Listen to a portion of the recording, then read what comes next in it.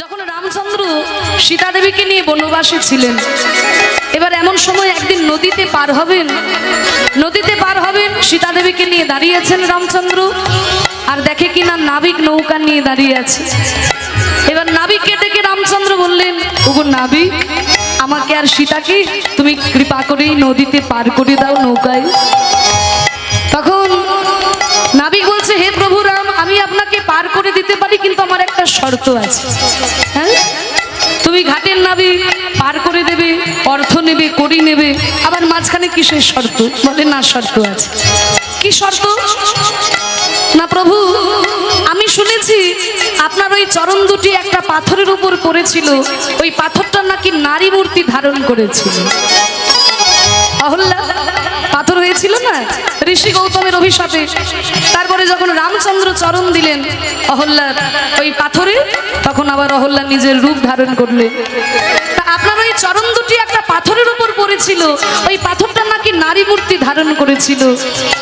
তা প্রভু, আমার তো এই নৌকাটি একমাত্র জীবিকার সম্বল, আর আপনি যদি আমার এই নৌকাটিতে চরণ দেন, আর আমার নৌকাটি যদি কোনো নারী মূর্তি হয়ে যায় বা অন্য কোনো কিছু হয়ে যায়, তাহলে তো আমার জীবিকার সম্বলটাই চলে যাবে। আমি আর জীবিকা নির্বাহ করব কি দিয়ে? রামচন্দ্র অবাক হয়ে গেলেন, ওরে নাবিক বলছে কি? বলে তুমি কি করতে চাও? বলে প্রভু, উপায় কিছু নাই। বলে হ্যাঁ, উপায় একটা আছে, আমার একটা মনের ইচ্ছা আছে, আপনাকে বলবো। হ্যাঁ বলো। বলে প্রভু, আপনার ওই চরণেই যখন সমস্যা, তাহলে আপনার ওই চরণ দুটোকে আমি আগে নিজের হাতে ভালো করে ধুইয়ে দেব, তারপরে আপনাকে নৌকায় ওঠাবো। ভক্ত, ভগবান কত বড়! যেজন ভগবানকে ভজনা করে, ভগবান অপেক্ষা অনেক চতুর হয়। আজকে রামচন্দ্রের চরণ সেবা করার জন্য আজকে বলছে আপনার চরণ দুটো আমি ধুইয়ে দেব। রামচন্দ্র দেখলো উপায় তো কিছু নাই, চরণ দুটি বাড়িয়ে দিলেন। আর ওই ঘাটের নাবিক নদীর জল দেবে কি, নিজের চোখের জল দিয়ে রামচন্দ্রের চরণ দুটিকে ধুইয়ে দিচ্ছে। হরি রাম চরণ সুখদায়ী ভজ মন, রাম চরণ সুখদায়ী ভজ মন, রাম চরণ সুখদায়ী ভজ মন, রাম চরণ সুখদায়ী ভজ মন, রাম চরণ সুখদায়ী। এবার নৌকাতে উঠেছে, ধীরে ধীরে নৌকা যাচ্ছে, নৌকায় পার হয়ে গেল, নদীর ওই পারে নেমে নৌকা থেকে নেমে দাঁড়িয়েছেন রামচন্দ্র। সীতা দেবীর দিকে ইশারা করলেন। সীতা দেবী একটা মণিমুক্তার হার, অর্থ তো নেই, এসেছেন বনবাসে, একটা সোনার হার খুলে যখন দিতে গেলেন নাবিককে, নাবিক বলছে, প্রভু আমি তো আপনার কাছে কোনো মজুরি নিতে পারবো না। কেন নাবিক, তুমি তো আমাদের পার করে দিলে, মজুরি কেন নেবেন না? বলে না প্রভু, আমি আপনার কাছে কোনো মজুরি নিতে পারবো না, তার একটা কারণ আছে। কি কারণ? বলে প্রভু শুনুন, নাই সে না নাইলে ধোবি সে না ধোবিলে, নাই সে না নাইলে ধোবি সে না ধোবিলে, দেখে মজুরিয়া ये जाति को ना बिगाड़े। প্রভু, একই ব্যবসা যারা করে তারা কিন্তু কখনোই নিজেদের মধ্যে টাকা পয়সার লেনদেন করে না। একই ব্যবসা যারা করে তারা কিন্তু নিজেদের মধ্যে পয়সার লেনদেন করে না। যে ব্যবসা নিয়ে তারা কাজ করে সেই ব্যবসার জিনিসের আদান প্রদান হয়, তাই না? তা প্রভু, আপনার ব্যবসার আমার ব্যবসা তো একই, তাহলে আমি আপনার কাছে কি করে পয়সা নেব? রামচন্দ্র তো অবাক হয়ে গেলেন। নাবিক বলে কি, এ কোথায় ঘাটের নাবিক আর আমি কোথায় অযোধ্যার রাজপুত্র? বনবাস থেকে গেলে আমি রাজা হব অযোধ্যার, আর তোমার ব্যবসা আমার ব্যবসা এক? বলে প্রভু, আপনি যতই ছলনা করুন প্রভু, আমি তো আপনাকে চিনতে পেরেছি। আজকে আমি আপনাকে ছোট্ট নদী থেকে পার করে দিলাম। আমি তো এই ছোট্ট নদীর কান্ডারে, এই ছোট্ট নদী পার করে দিয়ে আমি কোনো মজুরি নেব না। তবে আমার একটাই চাওয়া প্রভু, যেদিন আমার ওই সকল ইন্দ্রিয় শিথিল হবে, যেদিনে আমার ভবপারের ডাকে আসবে, আমি তো ছোট্ট নদীর কান্ডারে, কিন্তু তুমি তো এই ভবসাগরের কান্ডারে। যেদিন আমার ওই ভবসাগর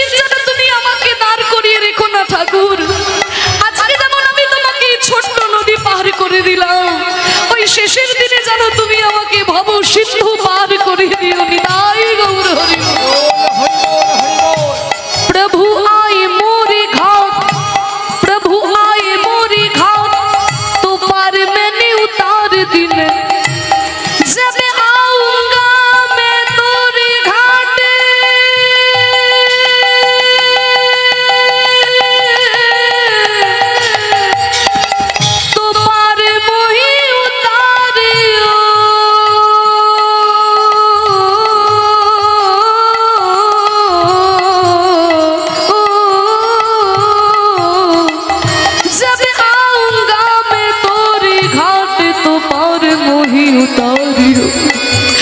যেদিন আমি তোমার কাছে আসবো ঠাকুর, সেদিন তুমি যেন আমাকে আটকে রাখবে না, সেদিন তুমি আমাকে ভবসাগরে পার করে দেবে।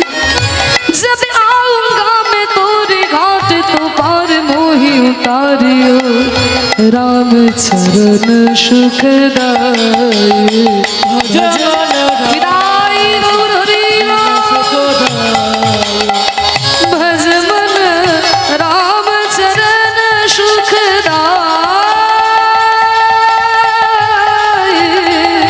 भज मन राम चरण सुखदाई, राम चरण सुखदाई, भज मन राम चरण सुखदाई, भज मन राम चरण सुख, राम चरण सुख, राम चरण सुखदाई।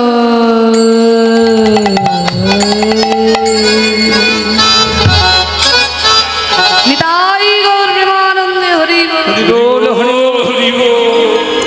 রাম নাম গাইতে গাইতে যখনই হনুমান এসেছে গন্ধমাদন পর্বতে, এবার গন্ধমাদন পর্বতে এলে কি হবে, হনুমান তো বিশল্য করবি কোনটা না চিনেই চলে এসেছে।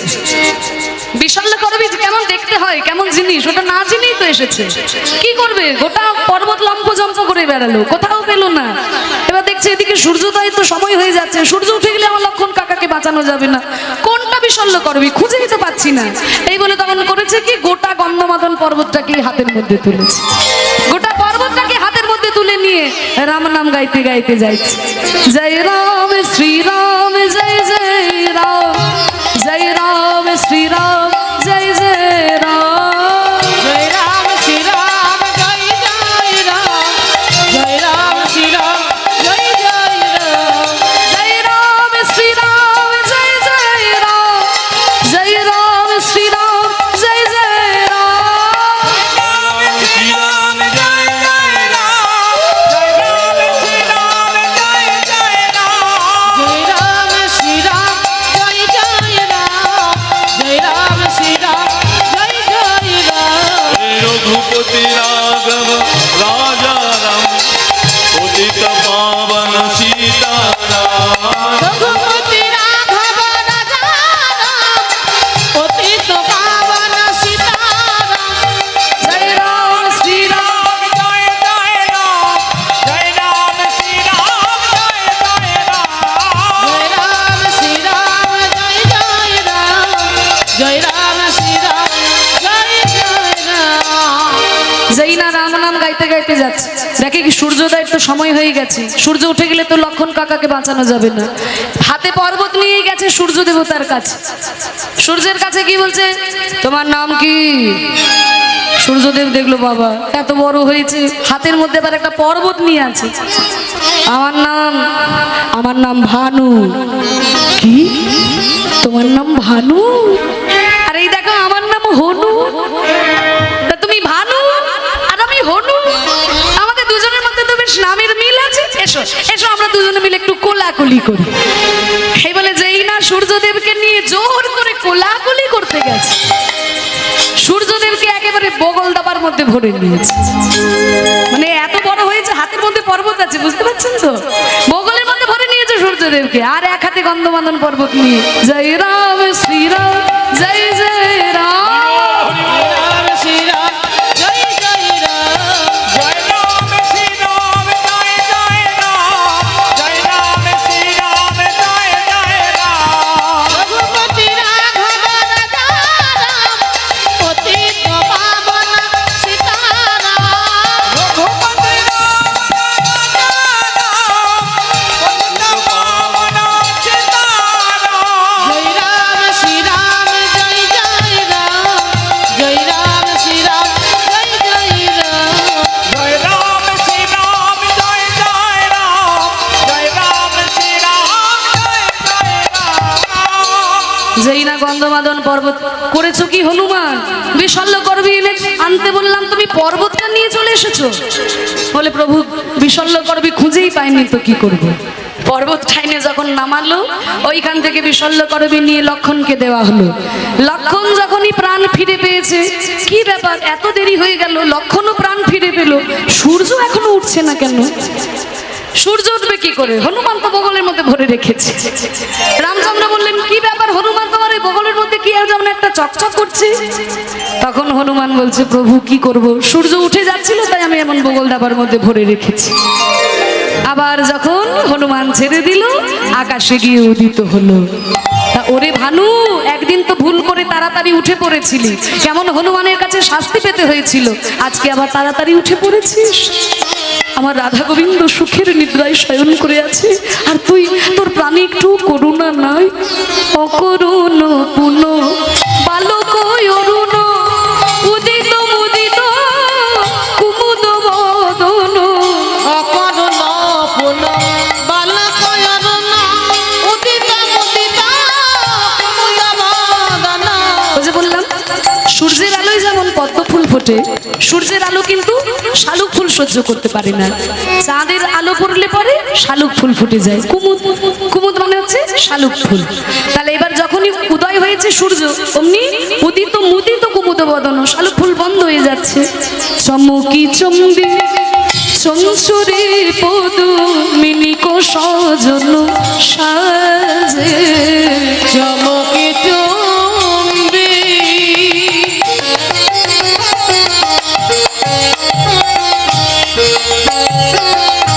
চঞ্চুরি পদ মিনিক সদন সাজে।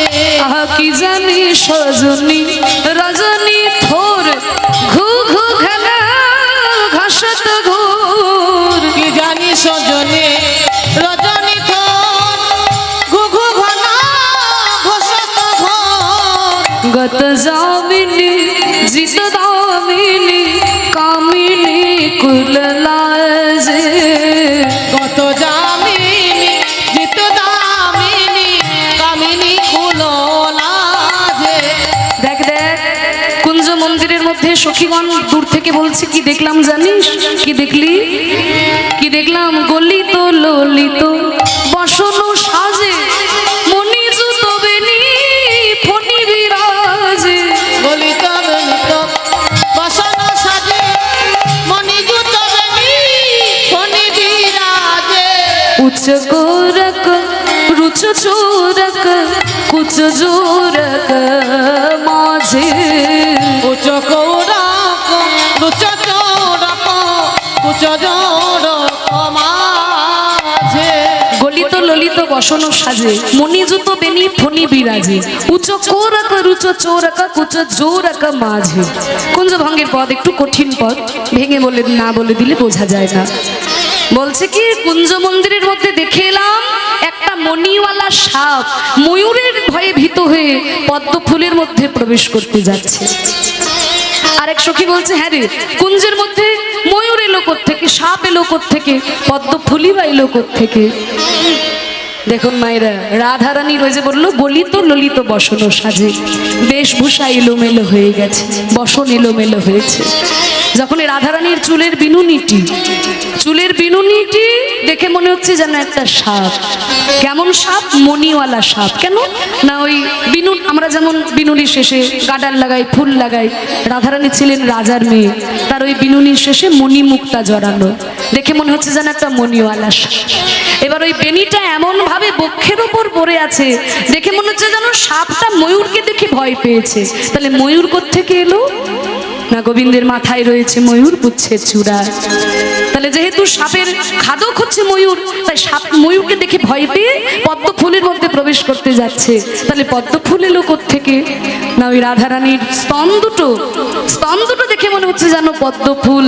ওই বক্ষের মধ্যে এমন ভাবে বিনুনিটা পড়ে আছে, মনে হচ্ছে যেন সাপটা ময়ূরকে দেখে ভয় পেয়ে পদ্ম ফুলের মধ্যে প্রবেশ করতে জয় যাচ্ছে। গৌর হরি বল হরি বল। আহা গলিত ললিত বসন সাজে মণি জুত বেনি ফণি বিরাজে। গলিত ললিত বসন সাজে মণি জুত বেনি ফণি বিরাজে। উচ্চ কোরক রুচ सूरत कुछ जूरक माजे উচ্চ কৌরক উচ্চ চৌরক উচ্চ জৌরক মাঝে। না না, এইভাবে রাধা গোবিন্দ যদি শয়ন করে থাকে, এক্ষুনি গোকুলের লোকে, বৃন্দাবনের লোকে যদি রাধা গোবিন্দের এই বেশ দেখে, বিপত্তি পড়িল যুবতী বৃন্দ, গুরুজনে অতি কহয় মন্দ। বিপদে পড়ল যুবতী বৃন্দা, গুরুগণ পিতা কয় মন্দ। জগদানন্দ সরস বিরস রসবতী রসরাজে রস জগদানন্দ সরস বিরস রসবতী রসরাজে। না, আর এইভাবে থাকলে হবে না, আমার রাধা গোবিন্দকে জাগাতে হবে। গাছের ডালে সুখ শাড়ির দ্বন্দ্ব লেগেছে, আমার রাধা গোবিন্দকে জাগাতে হবে। সুখ শাড়ি দুজনে, সুখ শাড়ি দুজনে উঠিয়া বিহানে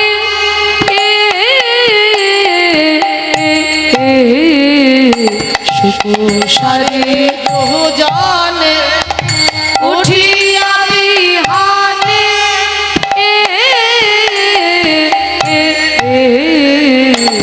রাই কানু জাগাইতে করে অনুমান, রাই কানু জাগাইতে করে অনুমান।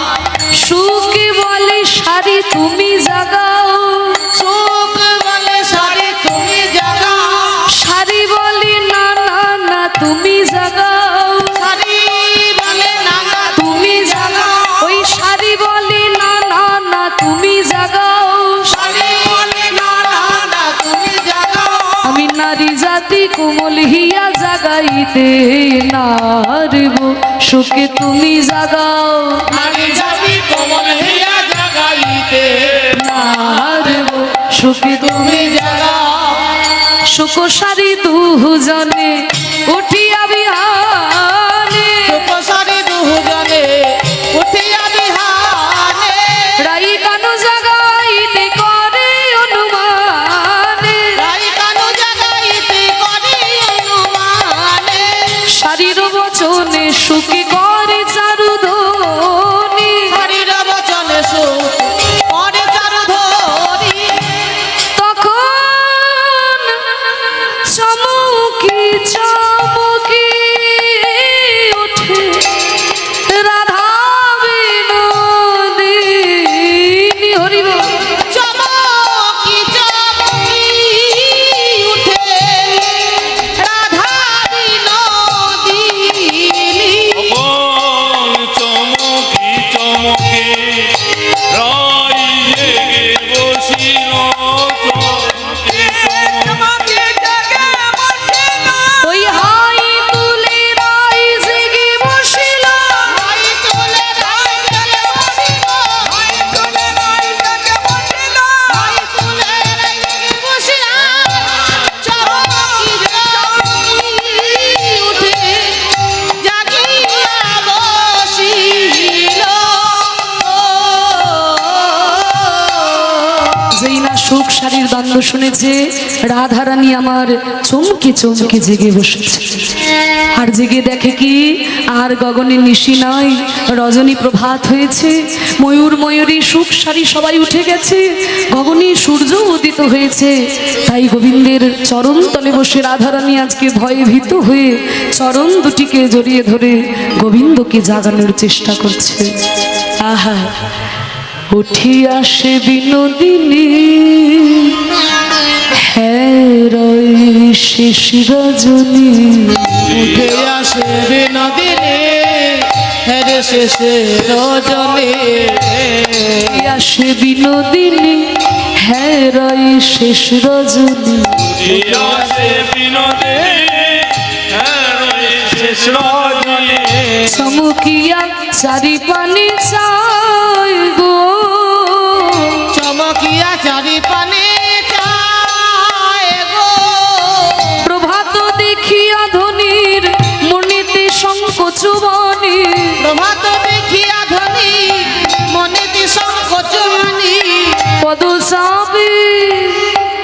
পদ চাপি বধুরে জাগায় পদ চাপি বধুরে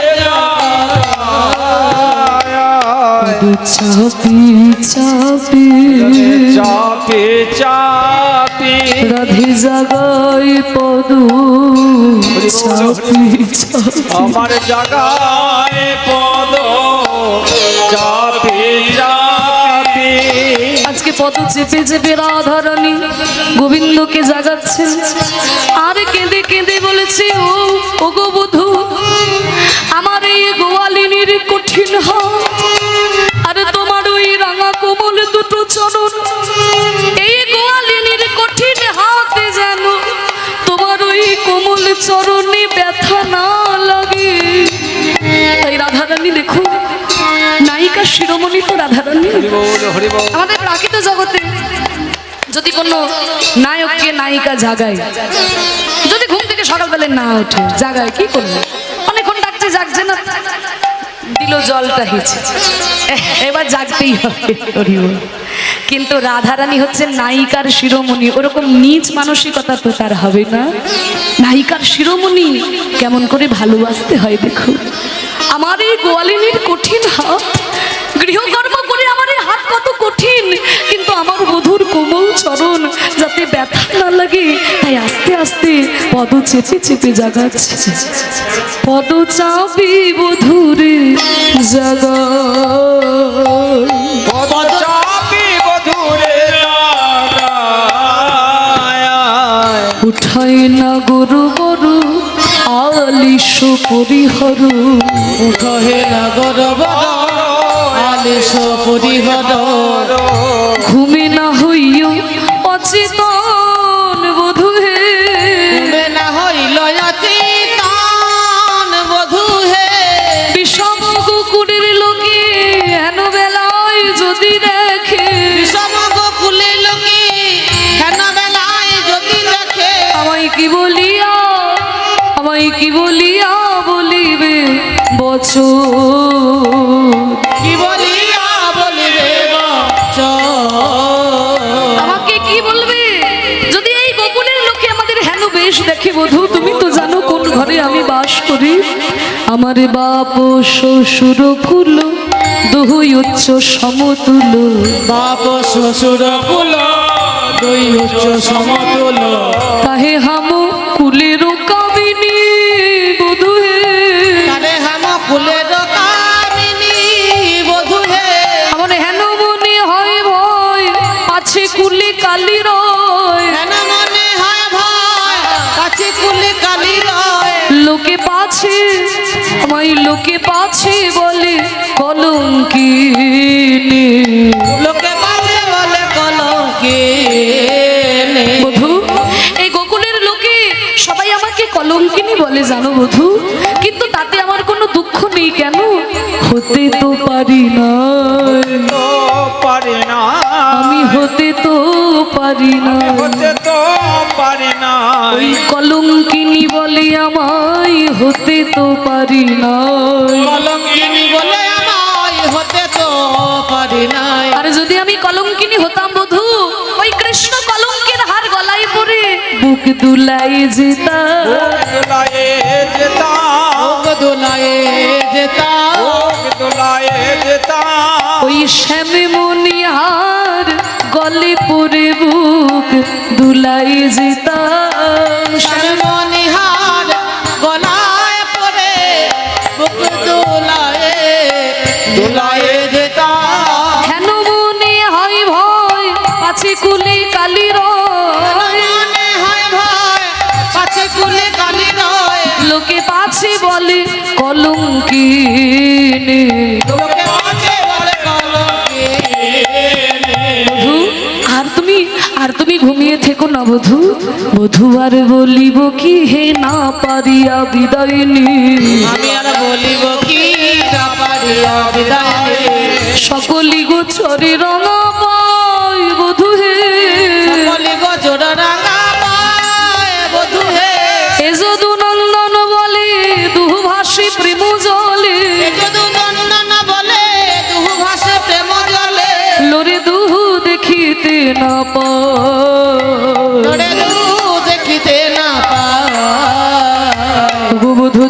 জানোই আমি কেমন ঘরে বাস করি, যে ঘরে আমি কৃষ্ণ বলে কাঁদতে পাই না। কাঁদতে পায় না। কৃষ্ণবাদিনীর ঘরে আমি বাস করি, আমার যদি কৃষ্ণ বলে কাঁদতে ইচ্ছা হয়, শুষ্ক কাষ্ঠে জল ঢেলে আমি ধোঁয়ার ছলনা করে কাঁদি। দেখো কত বেলা হলো বধূ, তুমি যদি এমন ভাবে ঘুমায়ে থাকো বধূ, এই গোকুলের লোকে যদি আমাদের হেন বেশ দেখে, না জানি আমায় কত কি কথা বলবে। বধূ আর ঘুমিয়ে থেকো না বধূ, রাধারানীর নয়নের জল যেই না গোবিন্দের চরণে পড়েছে, আর কি গোবিন্দ থাকতে পারে গো? ভক্তের নয়নের জল কি ভগবান সহ্য করতে পারে? তাই আবার রাধারানীর মতো ভক্ত, যেই না রাধারানীর নয়নে জল পড়েছে, এবার গোবিন্দ আমার চমকে জেগে বসেছেন। তখন উঠিয়া না গোর বড় নিজের আলি সে, উঠিল না গর বড় নিজের আলিশে। উঠিয়া না গোর বড় নিজের আলি সে। ওমা, রাধারানীর চরণ মানে নয়নের জল দেখে আর থাকতে পারলো না, উঠে পড়েছে ঠিকই, কিন্তু গোবিন্দ মা ওঠার মন নেই গোবিন্দের, কিন্তু উঠে পড়েছে। কি করবে? রাধারানী ক্রন্দন করছে। এবার উঠে পড়েছে যখন, চোখ দুটো ঢুলু ঢুলু ঢুলু ঢুলু ঢুলু ঢুলু চোখে গোবিন্দ আমার, গোবিন্দ আমার, একেবারে বালিশে ঢলে পড়ে যাচ্ছে। দুটি আঁকি ঢুলু ঢুলু হিলানো বালিশে, দুটি আঁখি ঢুলু ঢুলু হিলানো বালিশে। দুটি আঁকি ঢুলু ঢুলু হিলানো বালিশে। রাধারানী গোবিন্দের এই দশা দেখে করলো কি? বাহু পসারিয়া ধনী বধূ নিল কোলে, বাহু পসারিয়া ধনী বধূ নিল কোলে। বাহু পসারিয়া ধনে বধূ নিল কোলে। অনামিষে লোচনে বদন নিহারে, অনামিষে লোচনে বদন নিহারে। এক দৃষ্টি তাকিয়ে আছি যেন কতদিন দেখি না, যেন কতদিন দেখি না, এমন ভাবে চাইছে ধনী কতদিন দেখে নাই। এমন ভাবে চাইছে ধনী কতদিন দেখে না। কিন্তু গোবিন্দ দেখলে, রাধারানী দেখলে কি হবে? গোবিন্দ তো মন মরা হয়ে বসে আছে, চোখে ঘুম, মন মেজাজ ভালো নেই। তখন রাধারানী ভাবলো যে ঘুমটা হয়তো ভালো করে ছাড়েননি, তখন যমুনার শীতল জল এনেছে, সুভাষিত জলে আনি বধুর বদন পাখালি। সুবাসিত জল আনে বদন বাখালে। বদন মুছাই ধনী নিতের অঞ্চলে, বদন মুছাই ধনী নিতির অঞ্চলে। যেখানে যে বিগলিত হইয়াছিল বেশ, এখানে যে বিগলিত হইয়াছিল বেশ। সাজাইল প্রাণনাথে মনে রয়াবে,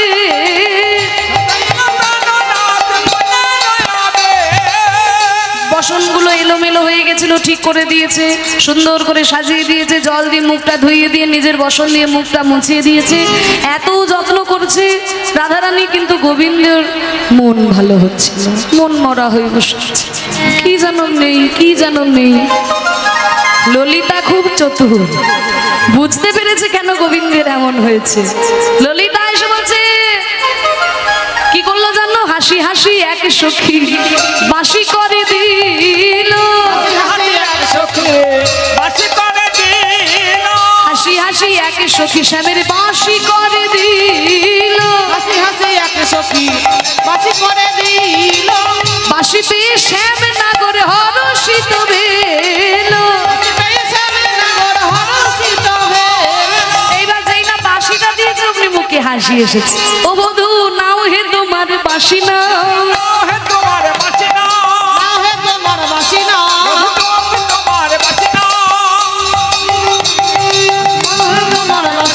বাঁশি সজ্জা ঘরে পড়েছিল, নাও হে তোমার বাঁশি নাও, তোমার বাঁশিতে মোদের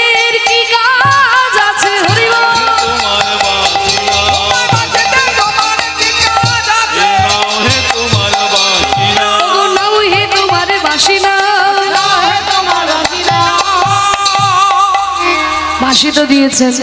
গোবিন্দ এবার হর্ষিত হয়েছে। সখীরা বলছে, শোনো, আমাদের রাধারানী তো তোমাকে কি সুন্দর করে সাজিয়ে দিল, কিন্তু দেখো কত বেলা হয়েছে, এবার আমার রাধারানীকে নিয়ে আমাদের ঘরে যেতে হবে, আর তুমি দেরি করো না, এবার রাধারানীকে একটু ভালো করে সাজিয়ে দাও। এবার রাধারানীকে গোবিন্দ আমার নিজের বাম উরুর উপরে বসিয়ে সুন্দর করে সাজিয়ে দিচ্ছে। হরি নিজ আচরে রাই মুখ মুছায়, হরিণী দয়া চলে রায় মুখ মোছায়, হরিণী জয়া জয় রায় মুখ মোছায়। কুমকুম তনু পুন মাঝে রে, কুম কুম তনু পুনা মাঝি রে, নিজের বসন দিয়ে ভালো করে মুখটাকে মুছিয়ে দিয়েছে। তারপরে ও মাইরা মেকআপ করো তো, করো না? সবাই মোটামুটি, বেশি বেশি না করলেও একটু একটু সবাই করে, সব মায়েরাই করে। এখন আমার সামনে বলছো না, সেটা ব্যাপার। কি গো মা, ভালো করে মুখটাকে ধুয়ে পুজো পরিষ্কার করে নিয়ে কি ক্রিম লাগাই না, ফর্সা হওয়ার ক্রিম, যেন একটু সাদা সাদা লাগে দেখতে। তো এখন তো যেমন সবাই সাদা হতে চায়, কালো যারা তারাও সাদা হবে, ফর্সা যারা তারাও আরো ফর্সা হবে। এবার তখনকার দিনে যারা কালো তাদের জন্য অন্যরকম ছিল, যারা ফর্সা তাদের জন্য অন্যরকম। তা যে কুমকুম সেটা লেপন করে দিয়েছে। কুমকুম তনু পুন মাঝি রে, কুম কুম তনু পুনা মাঝি রে, অলকা তিলকা দিল বেশ বনাইয়ে, অলকা দিল বেশ বানাওয়ানো। চিকুরি কবরি পুন মাঝি। চিকুড়ি কবর পুন মাঝি, কেমন করে সাজাতে হয় দেখো, মুখে কুমকুম লেপন করে দিয়েছে, চুলটাকে ভালো করে খোপা করে দিয়ে সেই করবি ফুল দিয়ে ভালো করে সাজিয়ে দিয়েছে, চিকুরে কবরি পুনো মাঝি।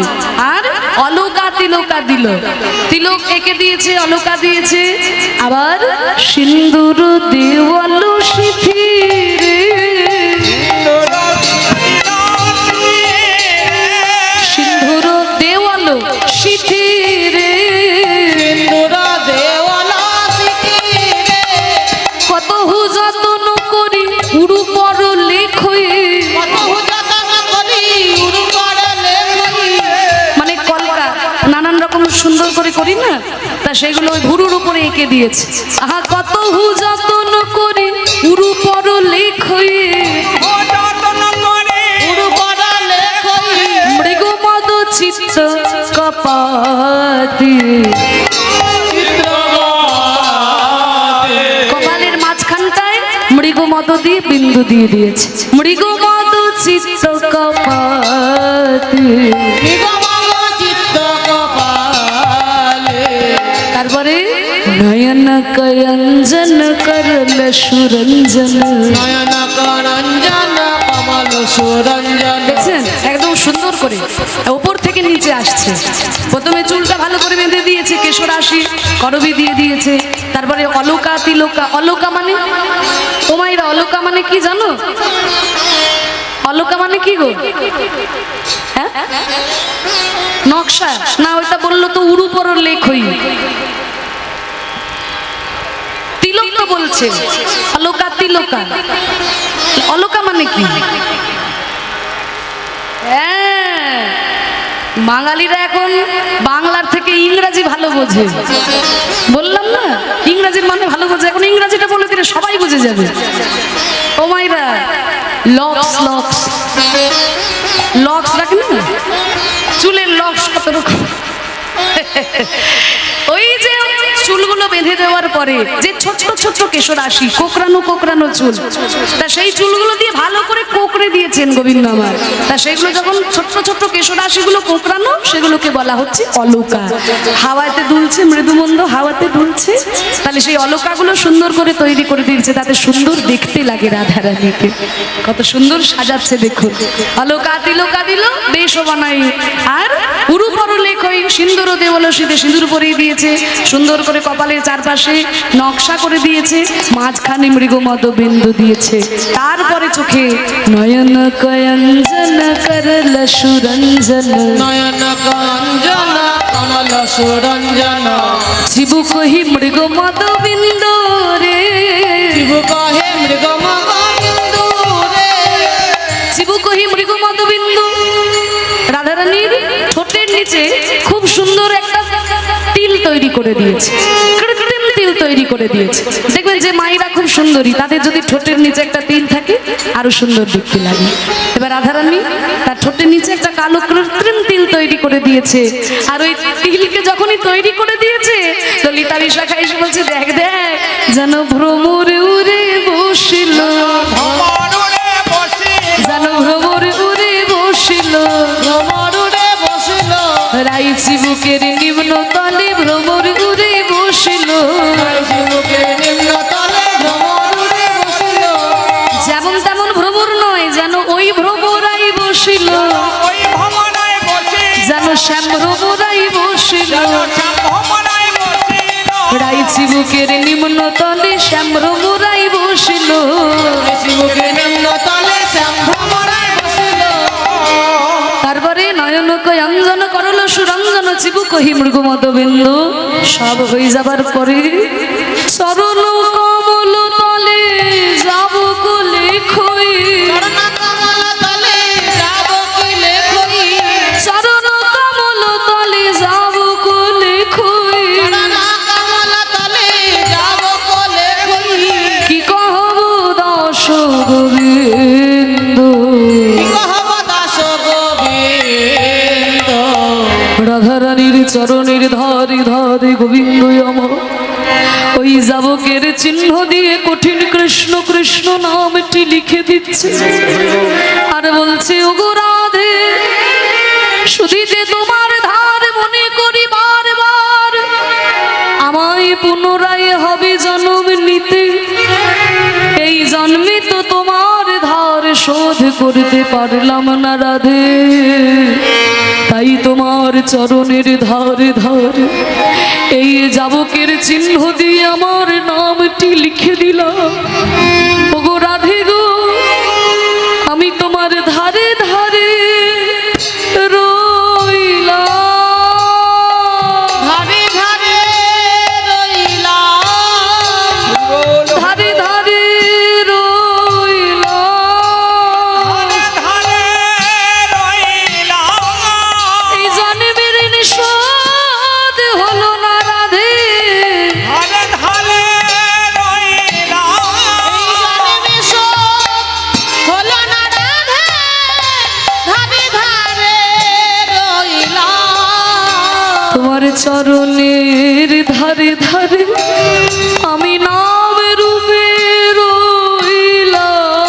চরণের ধারে ধারে নাম রূপে রইলাম, কৃষ্ণ নাম লিখতে গিয়ে বলছি, ওগো রাধে তোমার ওই কোমল চরণ লিখিতে চরণে তব তব আচরণ যায়, আচরণ না যায়, তাই ধুলাতে লিখিলাম না, কৃপা করে চরণ দেহ তাই। চরণ দেহ তাই রাধা রানীর চরণ দুটিকে জড়িয়ে ধরে গোবিন্দ আমার কাছে, প্রিয় রাধে প্রিয় রাধে রাধে রাধে প্রিয়া প্রিয়া। প্রিয়া রাধে, প্রিয়া রাধে, রাধে রাধে, প্রিয়া প্রিয়া, প্রিয় রাধে প্রিয় রাধে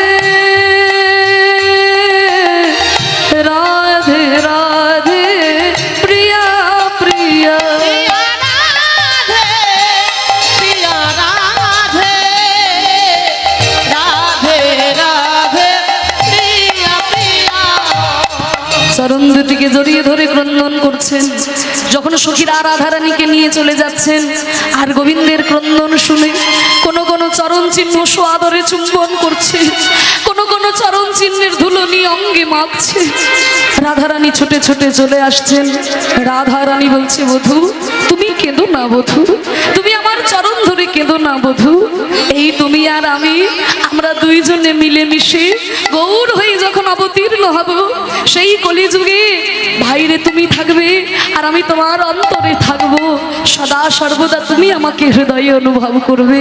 আমরা দুজনে মিলে গোবিন্দের গো আর রাধারানীর রা, এই গোরা হয়ে কলিযুগে অবতীর্ণ হয়ে কৃষ্ণ নাম দিয়ে, রাধা নাম দিয়ে জগৎকে উদ্ধার করে দেব। তাই রাধা কৃষ্ণ যুগলে দাঁড়ালেন। রাধা কৃষ্ণের মিলিত তনু গৌরাঙ্গ হয়ে আমাদের কলিযুগে অবতীর্ণ হলেন। এসেছে ব্রজের বাঁকা কালো সখা, দেখবি আয় তোদের এই নদীয়ায়।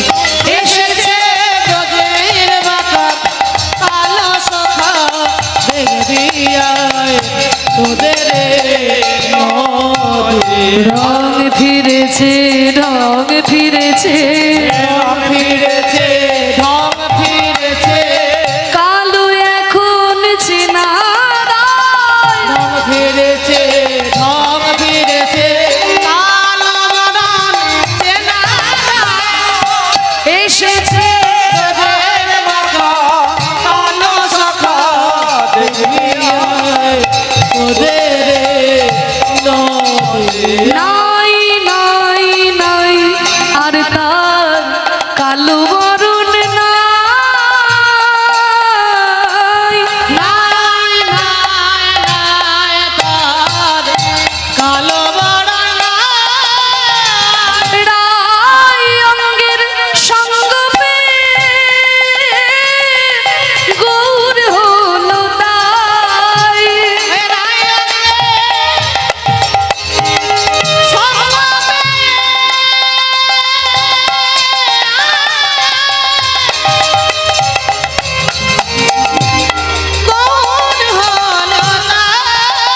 ওই ব্রজের ভাবের খেলা, ব্রজের রসের খেলা, ওই ব্রজের ভাবের খেলা খেলতে এসেছে তাই।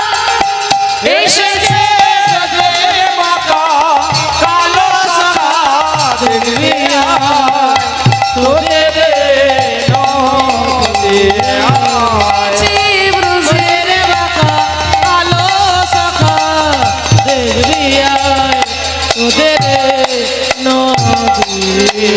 গৌর হয়ে অবতীর্ণ হলেন রাধা গোবিন্দ আমার মিলিত হয়ে। তাই ধুলোতে মহাপ্রভুর সঙ্গে সকল ভক্তগণ, আহা কি অপরূপ!